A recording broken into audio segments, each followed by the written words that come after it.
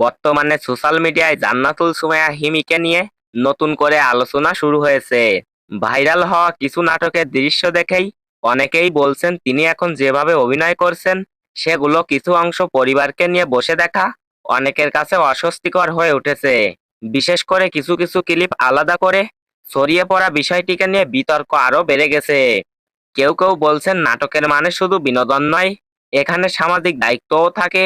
তাই এমন কিছু দৃশ্য থাকা উচিত নয় যা পরিবারকে নিয়ে একসাথে বসে দেখার সময় অস্বস্তিকর বোধ তৈরি হয়।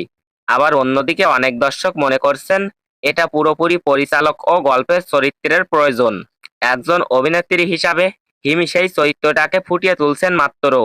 তবে একটা বিষয় পরিষ্কার, সোশ্যাল মিডিয়ায় ভাইরাল হওয়া ছোট ছোট ক্লিপ দেখে পুরোপুরি নাটকের বিচার করা উচিত নয়।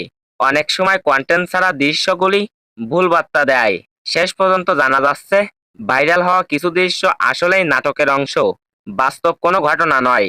তাই না বুঝে সমালোচনা করা, পুরোপুরি বিষয়টি যাচাই করা উচিত। আপনার কি মনে হয়, এই ধরনের পরিবর্তন কি সময়ের দাবি নাকি সত্যের সীমা থাকা উচিত? মতামত অবশ্যই কমেন্টে জানাতে ভুলবেন না। ধন্যবাদ।